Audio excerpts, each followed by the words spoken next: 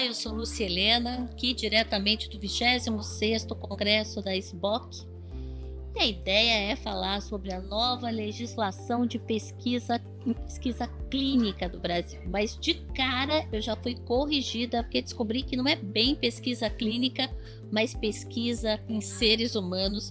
E aí eu quero entender mais que história é essa. Ninguém melhor para explicar de aqui, duas pessoas excelentes. Uma honra estar aqui com o Dr. Cláudio Osvan Alves de Souza, da Anvisa, e com a doutora Ana Lusa Dallari, que é uma advogada com farta experiência em pesquisa clínica, trabalha com todos os atores da pesquisa clínica. Então, bem-vindos. Me expliquem o que é isso, qual é essa diferença e por que a lei é mais ampla, então, quando fala em pesquisa em seres humanos. Eu quero cumprimentar aqui a jornalista Lúcia, o meu colega de mesa, meu amigo já, né, Cláudio? E é uma honra para mim participar desse podcast do 26º Congresso da SBOC. Excelente pergunta, Lúcia. Eu tenho corrigido, né, todo mundo que se refere à lei número 14.874 de 2024, todo mundo aqui se refere a ela como sendo lei da pesquisa clínica. É um cacuete, né, porque remete ao projeto de lei número 200, né, quando ele nasceu, quando ele foi proposto, que a ideia era que versasse apenas sobre pesquisa clínica, mas durante a tramitação desse projeto de lei no Congresso Nacional, ele foi ampliando as suas modalidades, né, para contemplar todas as modalidades com pesquisas com seres humanos. Portanto, ela é a ementa, né, ela versa sobre a pesquisa com seres humanos, institui o Sistema Nacional de Ética em Pesquisa com seres humanos. Portanto, ela também inclui a pesquisa clínica, mas pesquisa científica, pesquisa de ciências humanas e sociais e aí por diante. Como é que a Anvisa participa dessa história? Qual é o papel da Anvisa agora que a legislação foi regulamentada? Em outubro, certo, doutora? Sim, ela foi sancionada no ano passado, 28 de maio de 2024, com um período de vacatio legis de 90 dias, portanto entrou em vigor no dia 28 de agosto de 2024. Desde lá ela se encontra em vigor, por isso não é mais nova, gente, é a lei da pesquisa com seres humanos. Outra correção muito bem-vinda. Então eu queria entender como é que a Anvisa, o papel da Anvisa, porque acho que a maioria de nós conhece diversos papéis da Anvisa, mas como a atuação da Anvisa na pesquisa em seres humanos, a gente conhece menos, então eu queria entender um pouco mais. Obrigada. Muito obrigado, né, pelo convite. Gostaria de cumprimentar a organização do evento maravilhoso e a minha parceira aqui, a doutora Ana Lusa, né, que, enfim, compartilha comigo aí várias oportunidades de conversar, falar sobre pesquisa clínica. Bom, ela já fez um overview aí do escopo da lei, né? Que na verdade é a lei para pesquisas com seres humanos. E aí, para a atuação da Anvisa, eu preciso fazer mais um recorte, né? Na verdade, somente aquelas pesquisas que tenham a finalidade de subsidiar um registro, né, para um produto ir para o mercado, é que precisa obrigatoriamente da autorização da Anvisa, né? Dentro do universo de pesquisas clínicas, né, esta parte, as pesquisas, nós chamamos de ensaios clínicos, né, quando tem uma intervenção com um medicamento. Então, esta parte corresponde à menor parte do conjunto de pesquisas clínicas hoje no Brasil, né? A maioria são aquelas pesquisas, nós chamamos de pesquisas acadêmicas, né, que ocorrem dentro das universidades, enfim.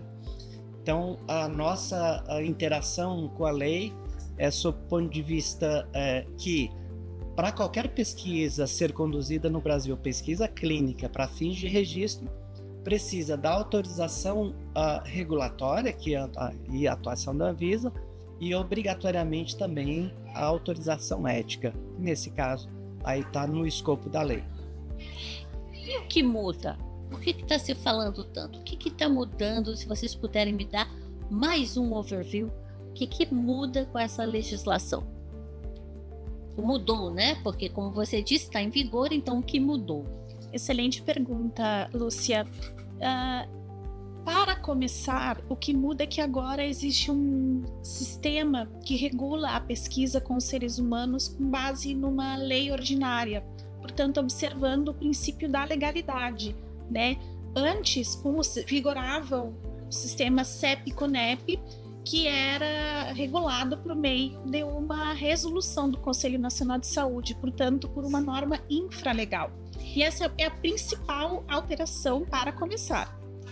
Traduzindo para jornalista e para os oncologistas clínicos, né, que estão nos assistindo, o que é infralegal? Na prática, um exemplo prático de um ensaio, de uma pesquisa qualquer, o que muda quando você tem ali regulado por um infralegal, como é que eu digo isso?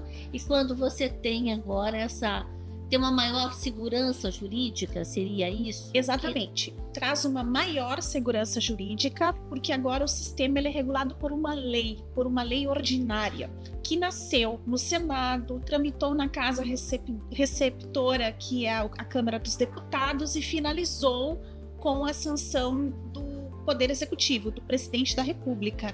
E antes era uma resolução, uma norma infralegal do Conselho Nacional de Saúde, portanto que não passou pela tramitação constitucional de uma lei. Por isso que é possível afirmar que agora nós temos um sistema que tem como base uma lei ordinária, né, uma lei federal, para facilitar a compreensão. E nossa conversa ficou ainda mais rica, porque se juntou a nós agora o Dr. Fábio Frank, da SBOC. Aliás, acabou de descobrir que é o futuro presidente eleito da SBOC, para participar da discussão que estava ali no Congresso, em uma sessão do Congresso, e conseguiu se juntar a nós agora para enriquecer essa conversa. Eu estava perguntando, primeiro a gente conversou, de me explicar a diferença de pesquisa, que fala em pesquisa clínica, mas que a gente deveria falar pesquisa em seres humanos, não é? E estava explicando a questão da segurança jurídica. Estou pedindo que vocês deem um overview a quem está nos assistindo sobre as principais mudanças implicadas nessa legislação. Primeiro, ter uma lei, a gente tem então essa segurança jurídica que possibilita que tudo que se faz em pesquisa seja perene, ou seja, mudado por um decreto, por uma nova regulamentação. Isso estabelece para o país também uma visibilidade internacional de que as coisas aqui são sérias, que a gente pode fazer projetos a longo prazo. Isso é muito importante quando se fala em pesquisa, porque nós temos pesquisas, às vezes, de duração de anos. E é importante, então, que tudo esteja regrado de uma maneira que possa se estabelecer todos os fluxos e tudo o que acontece dentro desse ambiente da pesquisa. Em segundo lugar, nós trabalhamos muito com a parte de agilizar todos os processos regulatórios. A ideia de uma lei começou numa crise que nós enfrentamos em 2013, com a demora em aprovação de estudos clínicos, e por diferentes motivos. Mas o que a gente quis é despertar esse debate e para nós, como grupo, SBOC, sociedade civil, médicos, pesquisadores, levar esse debate para o Congresso Nacional foi a grande janela de oportunidade para que a gente pudesse modificar as coisas. Então, estar aqui hoje falando sobre isso é desfecho de um trabalho de mais de 10 anos, onde Cláudio Osvan, que está aqui comigo hoje, foi protagonista em muitos debates, representou muito bem a Anvisa, mostrando a seriedade da agência e de quanto nós queríamos que isso se modificasse também.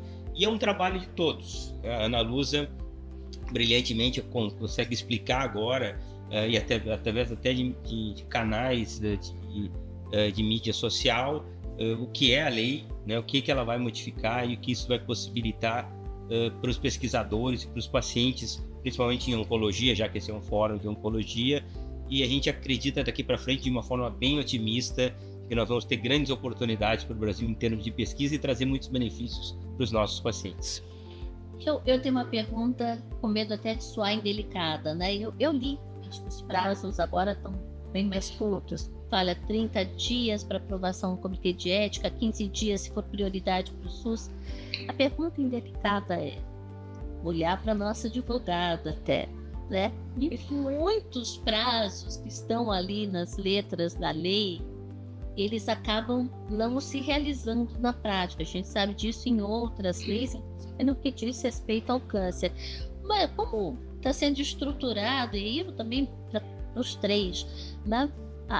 Realmente o cumprimento dessa lei, porque é muito bom que no papel o prazo tenha encurtado bastante, mas o que vai garantir que isso vai acontecer na prática, diminuindo a fila imensa que tem de aprovação de projetos, né? Enfim. Isso.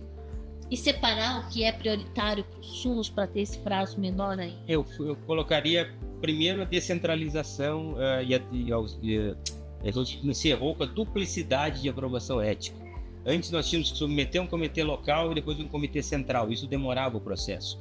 Então agora a gente tem uma única submissão. Isso em curto prazo, falando em aprovação ética. Em aprovação legislatória, também um esforço enorme da Anvisa de conseguir, né, corresponder ao prazo exigido. Nós colocamos cláusulas de aprovação tácita, ou seja, se em determinado prazo não for feita a primeira apreciação, se for aprovado por outra agência, então o projeto pode iniciar. Então a gente consegue fazer com que a lei também tenha dispositivos com relação a isso. E é óbvio, nós entendemos problemas às vezes estruturais que a agência pode ter, até mesmo de força de trabalho.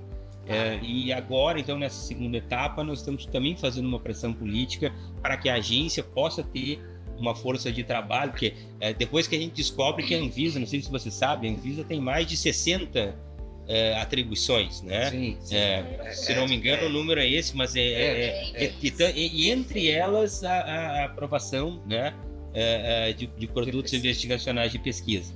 Então é óbvio que às vezes a força de trabalho não é suficiente para dar conta de toda essa fila. E nós, sabedores disso, apesar de termos botado um prazo que pode incomodar, né, a Anvisa no primeiro momento, também trabalhamos agora para que a Anvisa possa ter uma maior força de trabalho e poder cumprir esses prazos. Então, na prática, mesmo sem a lei ser aprovada, nós já tivemos uma melhora do processo no Brasil e aprovação muito mais rápida. Eu, como investigador já há quase 20 anos, eu me lembro de estudos clínicos que eu tive 7 dias para incluir paciente. Hoje nós temos um ano e meio. Por quê? Porque demorava 1 ano e meio para o estudo iniciar. Então, se o estudo estivesse iniciando hoje nos Estados Unidos ou na Europa, no Brasil a gente ia iniciar daqui a 1 ano. Então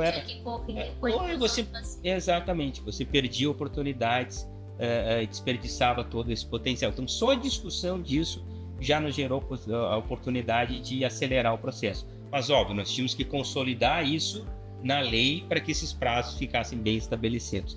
E como eu falei, esse eu sempre brinco que é uma corrida, não é uma corrida de 100 metros, é uma corrida de longa distância com bastão. Mas não é mais que isso, com um bastão. Porque vai passando, uma hora tal equipe trabalha, outra para que ninguém esmoreça e que a gente chega no objetivo final. Sobre essa questão do prazo. Eu contribuiria à excelente fala do Dr. Fábio, é que o que a lei trouxe é um rito processual, né? É verdadeiramente um rito, é um ritual de apreciação ética. E como todo rito processual, há prazos, há prejuízos caso esses prazos não sejam acompanhados. E também reforço que a atribuição para apresentar, eu sempre problematizando, né, o meu trabalho como advogada e professora, a atribuição para apresentar esse pacote de apreciação ética é uma atribuição legal do investigador, né? Portanto, ele traz, por um lado, prazos, traz um rito, né, com prazos, e a lei traz uma força maior, uma responsabilidade maior para o Comitê de Ética e Pesquisa, porque consolida uma independência e uma autonomia, mas também ratifica uma atribuição que é do investigador. Portanto, é uma obrigação tridimensional para que esses prazos sejam observados, né? É uma obrigação tridimensional quando a gente fala em análise ética desse protocolo. Eu quero voltar agora para o tal do ser humano, né? Para participar, o indivíduo, o paciente, a pessoa que participa da pesquisa. Quando a gente fala em maior segurança jurídica, acredito que seja para todos os atores. Mas eu queria saber, esse paciente participa de uma pesquisa hoje, o que ele ganha de segurança, o que ele ganha mais, por exemplo, a continuidade de um tratamento que eventualmente a pesquisa mostrou, a sustentabilidade de um tratamento que a pesquisa mostrou que tem um desfecho positivo para ele, que o ser humano, usando essa expressão propositadamente, que vocês frisaram muito, o que o ser humano envolvido na pesquisa, o voluntário, ganha? Primeiro, é sempre uma ação de extrema bondade, uma ação altruísta do voluntário da pesquisa participar de um estudo, porque ele está contribuindo para a evolução da ciência em benefício da humanidade. Dentro disso tudo, ele tem que ser respeitado como tal. Muitas vezes pode ser que o estudo não dê certo, mas muitas vezes ele dá certo. Então, a gente enxerga a possibilidade de receber uma terapêutica inovadora que possa impactar, né, na sua vida. A gente fala em câncer, a gente está falando aqui em ganho de sobrevida, e que possa também ter ganho de qualidade de vida. Então isso faz toda a diferença, é trazer oportunidades e contribuir com a evolução da ciência. Então, dentro disso tudo, o paciente ele vai estar num ambiente extremamente regulado, ele vai receber uma atenção muito especial por parte da equipe médica, da equipe multidisciplinar, que vai desde enfermeiros aos farmacêuticos, vai ter acesso aos melhores exames, porque a lei no Brasil, já baseada no que existia de regulamentação anterior, proporciona esse acesso gratuito e universal para todos os procedimentos do paciente da pesquisa. E aí você colocou um outro assunto que também é importante. O Brasil é um país que tem esse programa de acesso pós-estudo. Geralmente, nos outros países do mundo, quando o estudo encerra também o tratamento. Aqui, nós, se julgarmos aí dentro de critérios muito bem estabelecidos, que o paciente vai ter benefício em continuar recebendo o tratamento e que não existem outras alternativas terapêuticas, ele tem o direito de continuar recebendo esse tratamento. Isso foi objeto de veto presidencial no primeiro momento, quando a lei foi sancionada. Esse veto foi derrubado e agora então ficou estabelecido esse prazo de 5 anos a partir do início da comercialização do medicamento no Brasil, que seria o tempo hábil para ele estar disponível pelo menos na rede pública. E é ao medicamento, não ao tratamento como um todo, porque às vezes para esse paciente é a oportunidade de ter acesso a um grande centro, onde ele vai ter exames que ele talvez não consiga fazer em outros lugares. Quer dizer, ele só tem acesso, nesse caso, ao medicamento ou ao pacote completo de um tratamento oncológico? Isso ainda vai ser objeto de ser tratado na regulamentação. Atualmente é algo que é extremamente subjetivo. Existe uma regra bem clara com relação a isso. Alguns patrocinadores continuam fornecendo todos os procedimentos. Alguns se deu no direito de fornecer apenas o tratamento. O que a gente ainda pode equacionar, porque você consegue que ele tenha acesso, ou pelo plano de saúde dele, ou pelo SUS, aos exames, ao atendimento médico, e o medicamento, que é o mais caro, ele acaba sendo fornecido.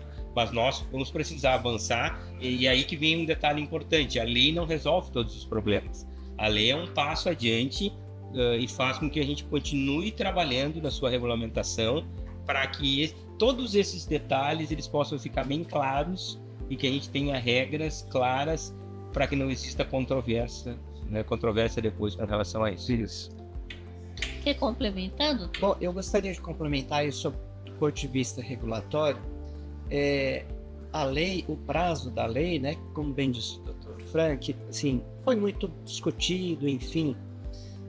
Tem um detalhe importante, que as pesquisas clínicas, elas são, não as pesquisas, mas os países competem entre si para receber as pesquisas.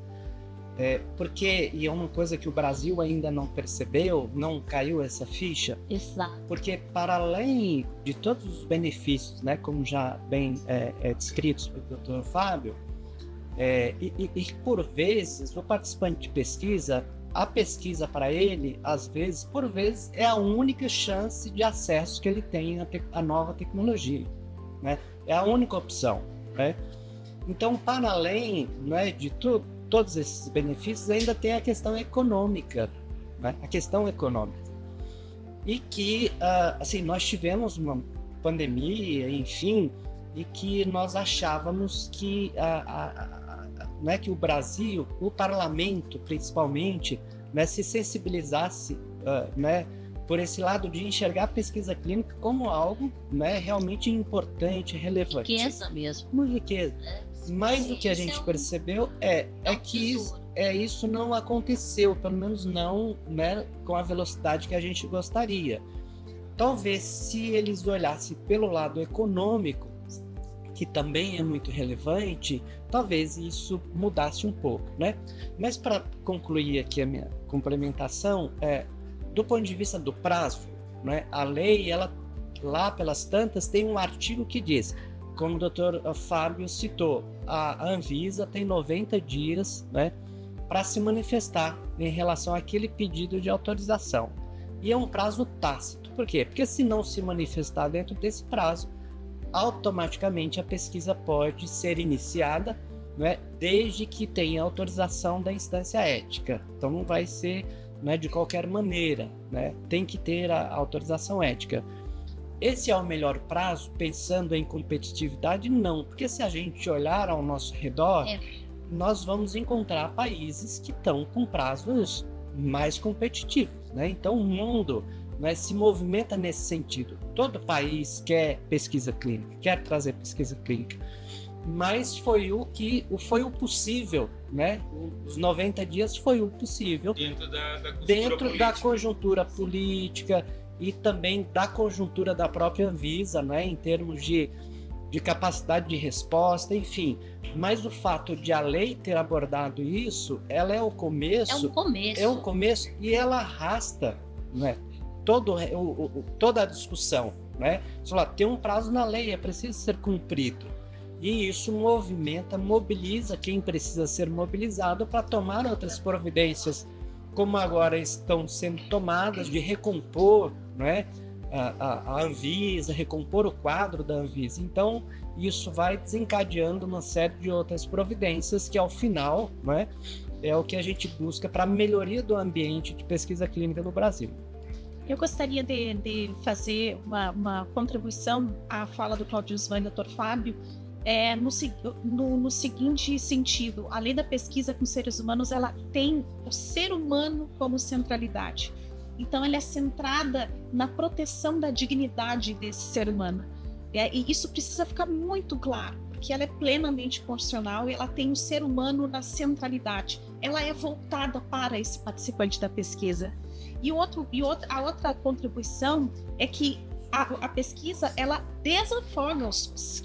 Ela desafoga os SUS, claro, ao atrair participantes. Se nós pensarmos hoje que a última pesquisa, 53 milhões de brasileiros têm acesso a um plano de saúde, e nem sempre bom e completo e universal, o restante da população brasileira é SUS dependente. Então nós temos 75 milhões de brasileiros SUS dependente. E então, muitos que têm esse plano acabam numa situação de câncer e endocrino também. Exato, Começando exato. Eu conheço gente que vai pro ICESP direto e não vai pro...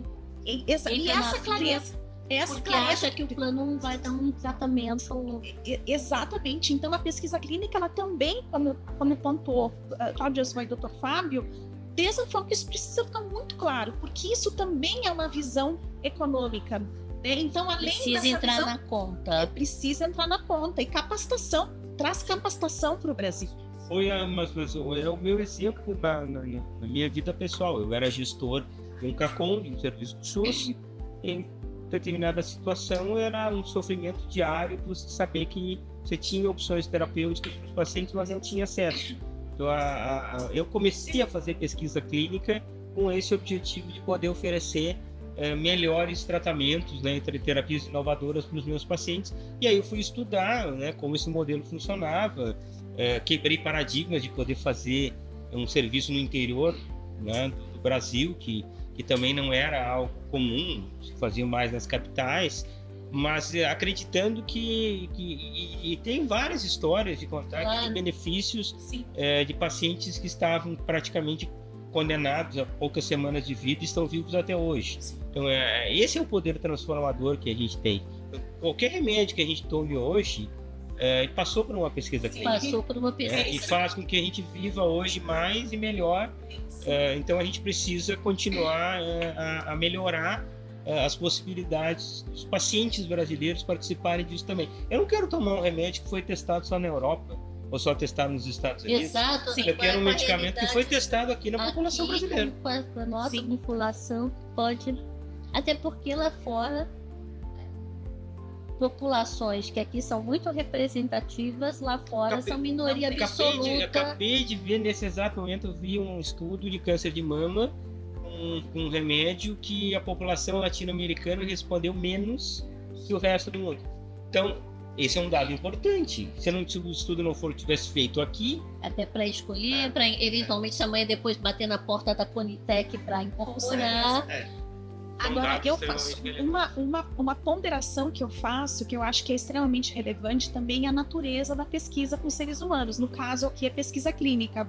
Ela não tem uma natureza assistencial, ou seja, de substituir ou repetir objetivos que são do SUS. Né? A natureza dela é científica, produção de conhecimento, testar, no caso, qualidade, eficácia, segurança, eficácia terapêutica de medicamento experimental, dispositivo médico, terapia avançada. Isso precisa ficar muito claro aqui nessa mesa, que embora tenha todos esses benefícios, são benefícios que são indiretos. Mas a natureza em si é o progresso científico. De conhecimento. E indiretamente vai ter esse melhor tratamento, porque eu preciso melhor tratamento para qualidade e integridade dos dados, mas não substitui um dever que é do Estado, né, e um direito que é de todos, que é um direito à saúde. Não substitui o SUS, não é? Então, quando eu falei que o participante de pesquisa, por vezes, tem a pesquisa como única opção de acesso... é uma realidade. É uma realidade que está posta, mas... Principalmente pensando em oncologia, não é, que o tempo é determinante... se ele for esperar, não vai conseguir. E muitos tratamentos de ponta ainda não estão incorporados. Né? Existem tumores, me fale, que a gente tem tratamentos que são muito defasados. Sim. Não existe. Tem certos tipos de doenças que não tem opção terapêutica no SUS. E aí eu fiquei com uma dúvida. Existe uma plataforma que essa lei prevê para monitorar o andamento dessas pesquisas, o que está acontecendo com esses pacientes. Mas já existia uma plataforma antes, a plataforma Brasil. Então, por que criar outra? Qual é a diferença? O que muda? Então, na verdade... Porque isso me confundiu, então peço desculpas. A plataforma deve continuar e é necessária, não é? O que vai precisar ocorrer é uma evolução tecnológica. Né? Como é hoje, que evolução tecnológica precisa acontecer? Então, ela é um sistema, uma plataforma já obsoleta do ponto de vista tecnológico. Então, é muito complicado, é muito instável. Então, às vezes, quando se vai cadastrar o estudo, não consegue, porque cai o sistema. Então, precisa dar um up, né? A gente está brigando para acelerar os processos. Aí cai a plataforma, todos os centros de pesquisa ficam uma semana sem submeter a nada. Isso é real. Isso é um dado real. Pode ficar uma semana no vazio, sem poder fazer pesquisa, no cyber vazio. Fica no escuro, E ela não é atualizada na velocidade da evolução da tecnologia. Mas veja bem, antigamente isso era tudo em papel.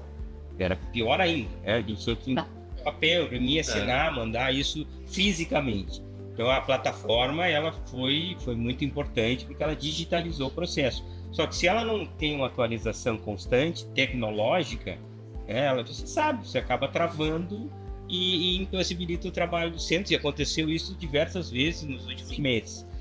Então a nossa briga tem como atualizá-la, é possível que isso seja feito em tempo real, ou a gente precisa criar uma plataforma nova. Então esse também é um assunto de discussão. Não é pesquisa, mas eu lembro na época da lei da notificação compulsória do câncer, quando eu fui olhar, mostraram para mim como era a plataforma que foi reaproveitada, né, vamos dizer assim, era também pterossáurica de alguma maneira, né? E a situação, para destacar hoje, decide no departamento de ciência e tecnologia. Eu sei que você precisa entrar por essa porta. Então, tem pessoas lá muito empenhadas, né? Eles entraram agora, inclusive tem a doutora Miruz, que até final do ano era da Anvisa. Maravilhoso. Né? E a própria secretária, Fernanda. Então, eles estão muito empenhados, não é, em superar esses desafios todos que ainda hoje persistem.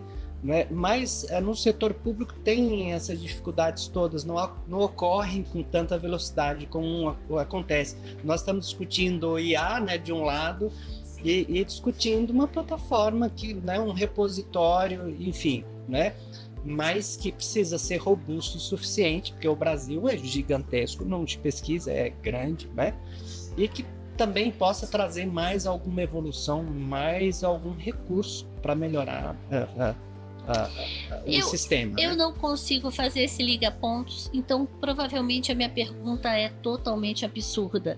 E não tem problema algum vocês falarem que a pergunta não faz sentido. Tá, eu acho que é bom colocar, porque vai que passa na cabeça de alguém que está nos assistindo, a pessoa já tira dúvida comigo.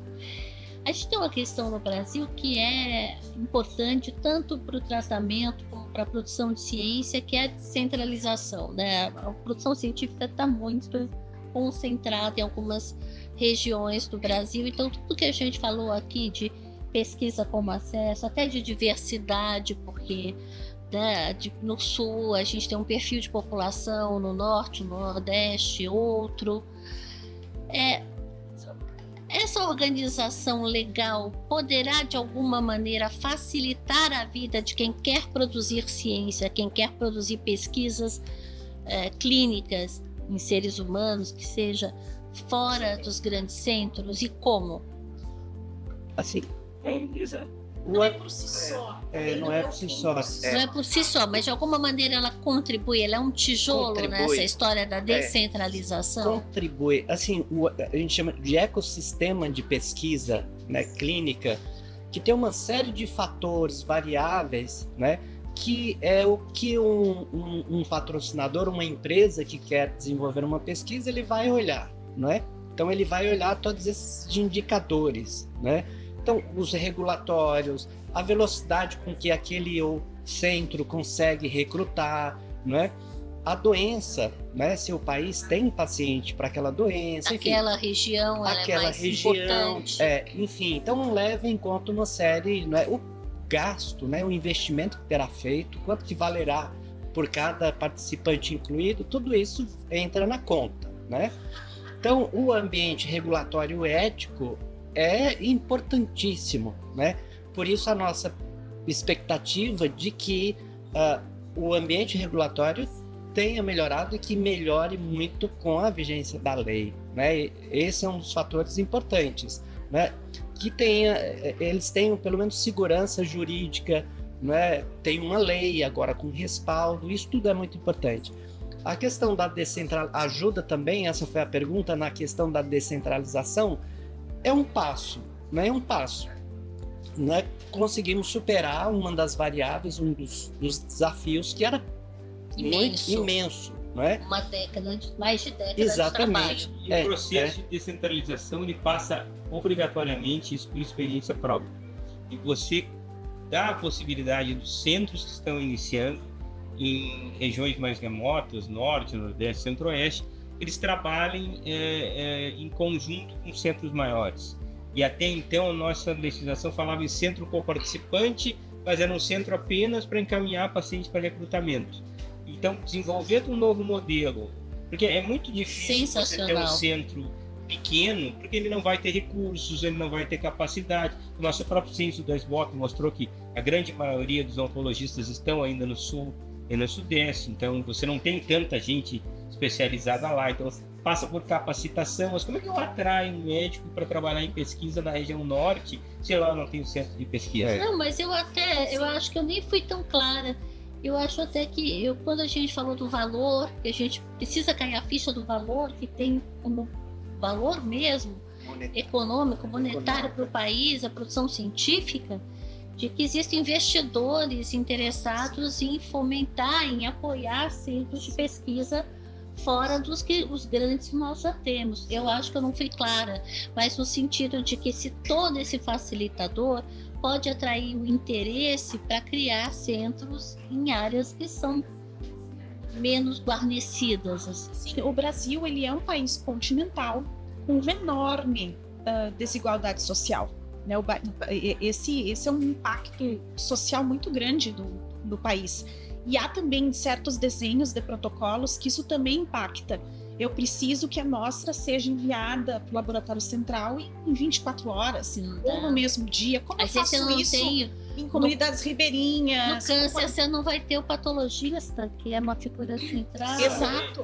A amostra chega, a lâmina chega num estado que não é? Exato. Como PET-CT, por exemplo, que pode ser uma exigência formal do protocolo que você não tenha naquela região. A terapia gênica. Então são passos a serem enfrentados, por isso que eu disse que a lei não termina por si só. Claro. Né?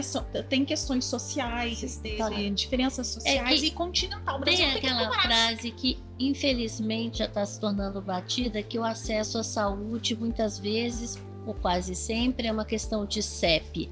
E na verdade a produção científica muitas vezes é uma questão de CEP também, que é um passo anterior, porque sem a ciência a gente não vai ter o tratamento, não vai ter assistência, né? Então, com certeza. Mas eu estou muito confiante. E tem um ator importante aí, que é o próprio governo, é o Estado, a política de saúde do Estado brasileiro, né? Que ultimamente, felizmente, né, tem se despertado para fazer investimentos em pesquisa. Isso é muito importante, principalmente porque, primeiro, tem a liberdade, o interesse de fazer essa descentralização, né? Pode colocar como critério, né?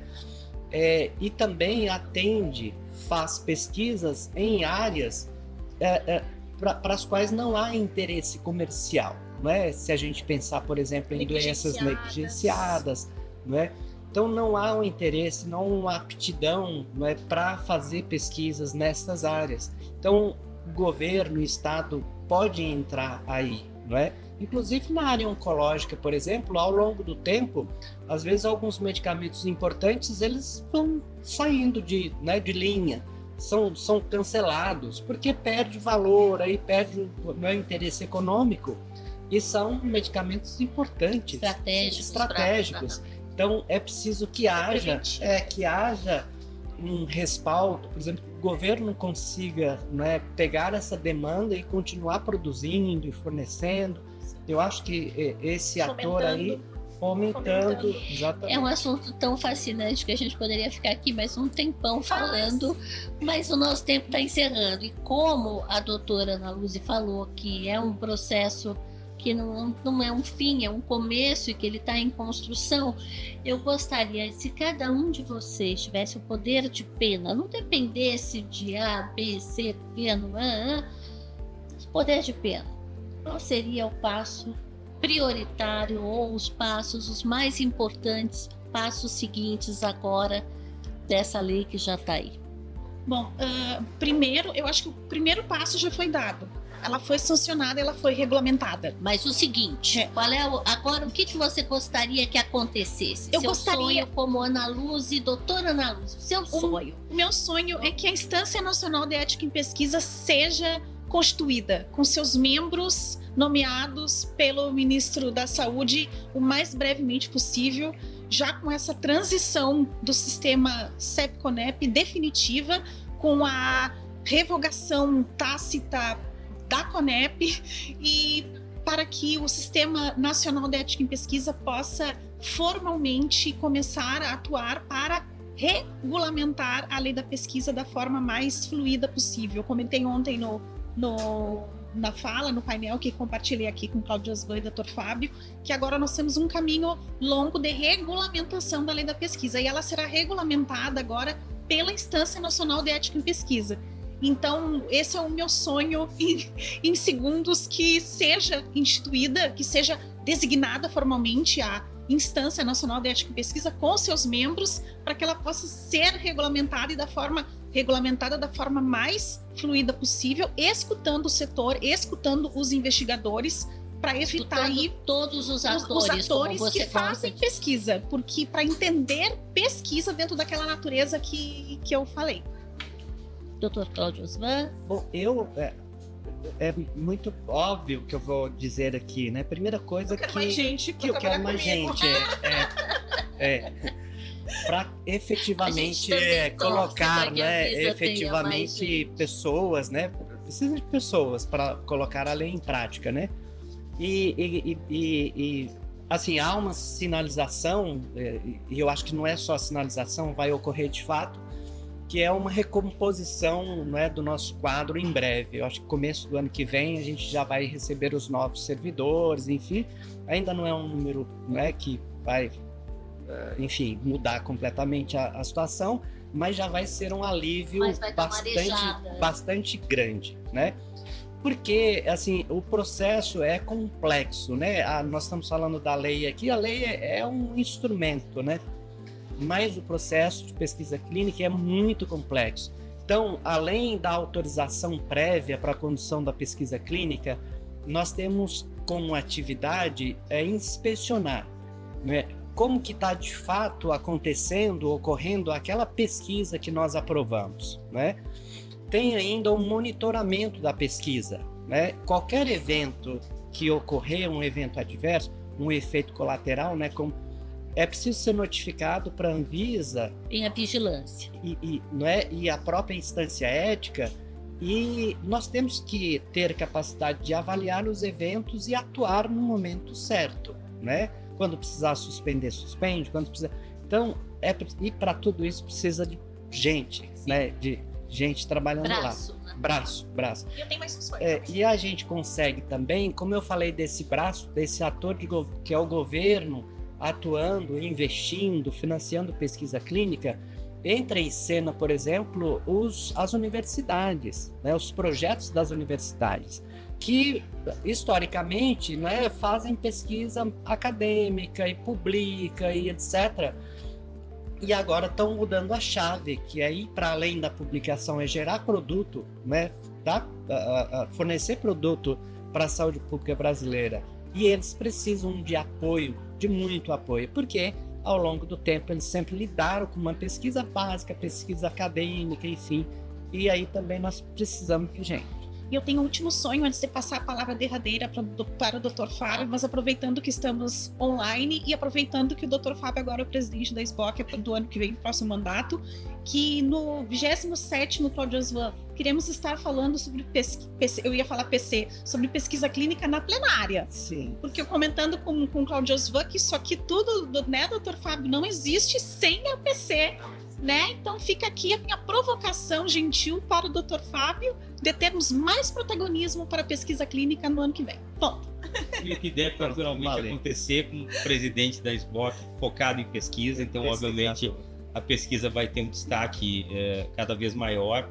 E o meu desejo é esse, que a regulamentação da lei possibilite a formação de jovens pesquisadores, que esses cérebros fiquem no Brasil e ajudem a desenvolver a nossa oncologia e um melhor tratamento para os nossos pacientes. E esse é o objetivo também da SBOC. Então, a gente tem muito trabalho pela frente, mas fica o meu agradecimento aqui especial ao Cláudio Osvan por todo o trabalho e toda a serenidade e inteligência emocional que ele teve nesses anos, para que pudesse conduzir esse processo de uma maneira tão tranquila, que não gerasse nenhum desgaste, né, Cláudio, entre a Anvisa e os pesquisadores, porque às vezes a gente estava extremamente aflito, nervoso, e ele sempre nessa maneira gentil e educada pôde conduzir isso, né, de uma maneira brilhante, que a gente pudesse chegar até aqui. E a Ana Lusa ser essa, né, essa guerreira que nos ajuda tanto a divulgar isso e a trazer o conhecimento do público que não conhece pesquisa. Então,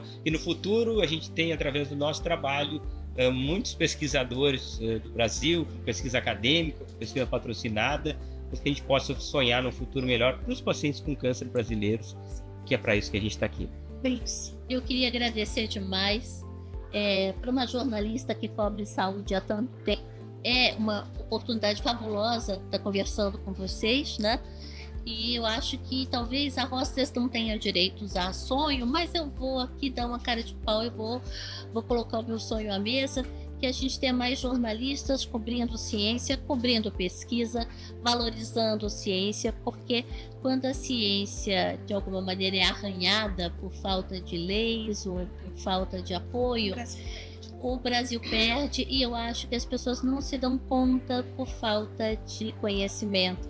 E eu queria agradecer muito a SBOC, porque ano após ano a SBOC traz jornalistas para acompanhar este congresso. Eu não estou falando que estou nesta mesa, porque eu já venho a esse congresso há muitos anos, é a primeira vez que eu faço podcast, mas já venho há muitos anos cobrindo, e é uma oportunidade de mostrar às pessoas como a ciência é produzida, como a ciência ajuda, e que a gente vai fazer uma grita cada vez que a ciência apanha, porque todo brasileiro, na verdade toda a humanidade apanha. A ciência não tem fronteira, embora a gente pense no primeiro momento nos nossos problemas. Muito obrigada, e por favor, não deixe, aliás, nem a favor, eu estou falando de uma coisa que vai ser boa para vocês. Acompanhem as nossas entrevistas no canal da SBOC.